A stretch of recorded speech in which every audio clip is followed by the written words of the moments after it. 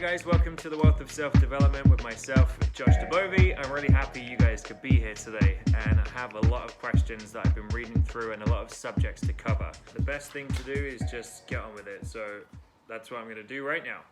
Hard to put into words, but I'd say how to push yourself to do something when you feel as though your anxieties are holding you back. That is definitely very difficult. So in regards to pushing yourself to do something, I think that's it's a difficult concept, but try not to think of things as being pushed to do something. Try and think them as being pulled. And what I mean by that is if you have to push yourself to do something, if you really have to push, and it just feels impossible and you don't want to do it, is that thing really in alignment with what you want to do? When you really think about the why is this causing me so much discomfort? Why is it that I don't like doing this? Could it be that there's an element of self-sabotage? Or if it's matters of doing something you really don't want to do, what is the reason? When you really break it down, what is the reason why you don't want to do that thing? When you can grab that why and you can understand the reason behind your action and the reason behind the feeling, you can allow yourself to be pulled in a direction. So I'll give you an example. I was doing a real estate course and I just could not for the life of me get my head into it. And I was pushing. I was pushing. I was resisting and I was trying to do this thing and I was selling myself the same old story. Oh my God, this is so dry. This is so difficult. I can't do this. I don't like real estate. What I realized is it just wasn't in alignment with what I want to do. This is in alignment with what I want to do. And yes, some days it is difficult, but I don't feel like I have to push to do something. I always feel pulled. It's just I have to make sure my mind, my soul, my heart and everything are communicating effectively for me to show up for myself and for you guys in the best way possible. But I do think that if you're being pushed to do something as opposed to pulled, then that's where the work has to begin. And we can take that a step further and say that if there are doors and windows of opportunity, what if the doors that we were trying to come up to and push were actually pull doors? What if the only door that is a pull door is the one that is most in alignment with you? But you have to keep trying these things. You have to keep seeing which one is the best fit. Otherwise, you'll always be pulling the push doors and you'll always be pushing the pull doors. There isn't really a single method that will fix everything for you. And unfortunately, I hate to be the bearer of bad news, but that's not really something that is a realistic possibility. I think it's a good thing for us to be realistic about these things. There's not one cure-all. There really isn't.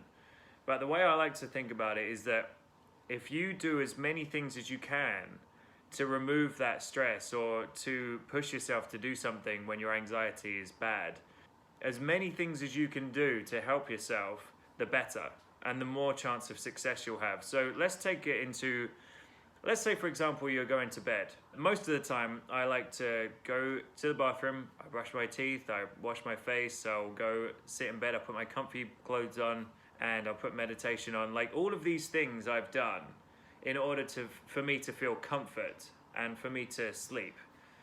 So just by doing one thing when we're feeling anxious, so it might not be enough. So we might need to do a few different things. And what would those things look like for me?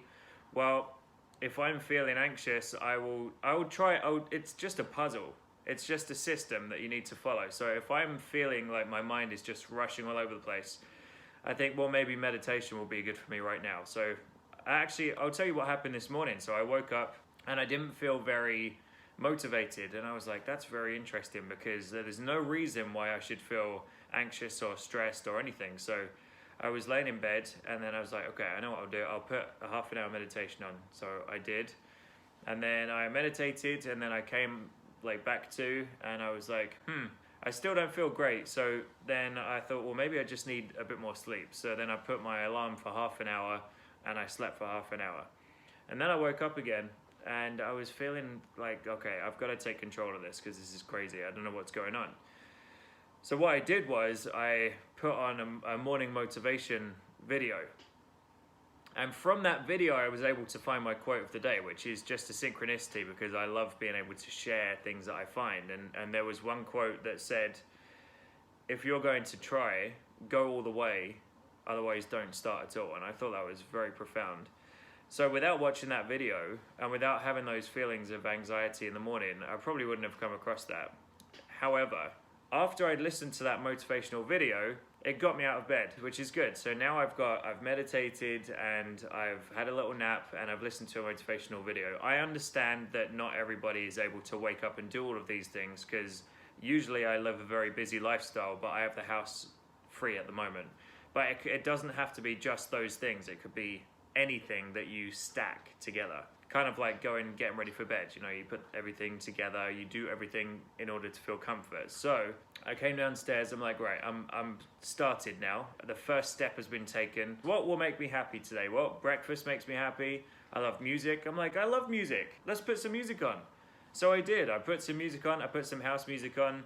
It might be a bit too early for some people in the morning, but for me, I felt the energy of the music. So I put it on.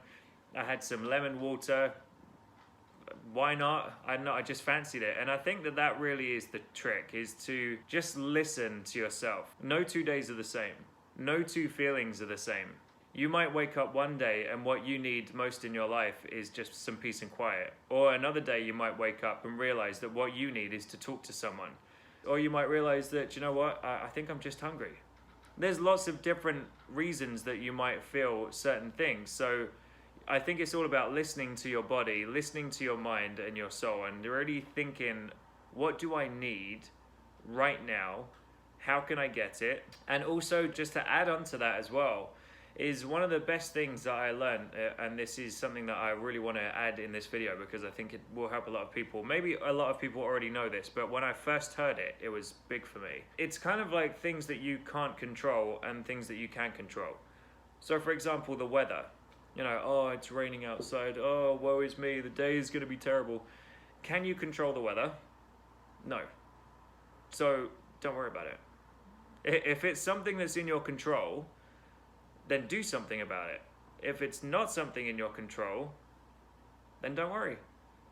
So if you're feeling anxious and stressed and worried and all this kind of thing, really think about the reasons why you feel anxious and stressed. And if it's something that you can do about it, then let's start there. But if it's something that you can't do, there's nothing you can do, like sitting in a traffic jam, there's nothing you can do. All you have to do is just wait for it, ride it out, then don't worry. There's nothing you can do. And when you're sitting in that traffic jam, you have a choice. You can either sit there and curse, oh my God, I can't believe this is happening to me. Oh, I'm gonna be late for work. Oh, everything's going wrong in my life.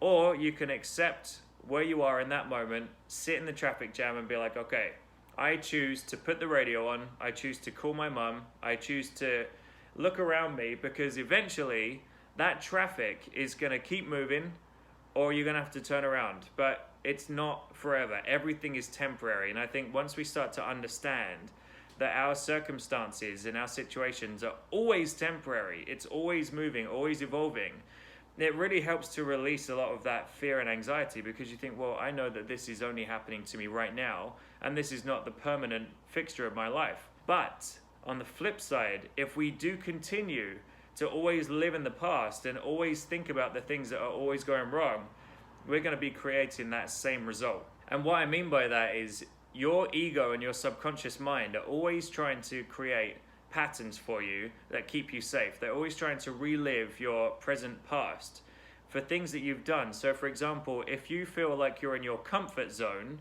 and you're trying to get out of your comfort zone, you might feel anxious about that, because your subconscious mind and your autonomic nervous system are preparing you for fight, flight, or hide, because it thinks that you might be putting yourself in danger by doing things that are not actually repeated patterns that you've already done. I had this experience when I was standing at my kitchen counter.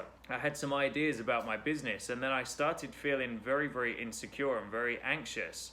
But what I realized was that I had a conflict of interest, because my mind and my heart were both telling me, let's do it. This is a great idea. Absolutely. Let's go for it. And my body was the one that was saying, oh, I don't know about this, because that's where my subconscious programming is. Do you understand? So it was keeping everything that I'd already done. It was trying to keep me safe. That's why when I was faced with that and I could pinpoint the very moment when my body started to feel anxious and my mind and my heart were not feeling anxious, that is when I decided to go against my body's wishes, because my body is not the decision maker. My body is not the decision maker. My mind and my heart first and foremost. But my mind and my heart are the decision makers. My body is the vehicle. So as soon as I feel anxious and stressed about something, I have to think about what it is that is making me feel anxious and stressed. And as soon as I pinpointed that over in the kitchen, just over there, I remember it vividly. I was like, well, now I have to do it, because I know that it's not you or you, it's all of this, but not these guys, obviously. I really do think that just treat yourself how you want to be treated, treat others how you want to be treated, and think about your stress and really try and pinpoint what it is that you're worried about. So in a nutshell, is it something you can control? Yes or no? If it is, then do something. If it's not, don't worry, turn the radio on. You're going to be sitting in this traffic jam for a little while. It's either going to move or it's going to turn back the other way. The best thing to remember is it's not permanent. Everything is temporary. Nothing lasts forever, not good nor bad. So if you enjoyed this video, guys, I would love it if you could subscribe to the channel so I can continue to deliver huge value to you, hopefully, and to improve your day in some way, because that's really all this channel is about. The Wealth of Self-Development is all about just loving yourself and loving other people, and altruism is one hell of a drug, I can tell you that much. So please subscribe to the channel. I can't wait to have you guys here. I do have a Wealth of Self guide out. It's $11.11 Canadian cents. Very, very inexpensive, and it's got all of my tools and techniques that I talk about, and I go into very, very high detail. It's on the channel. I will see you there. Thank you so much. Peace and love to all of you.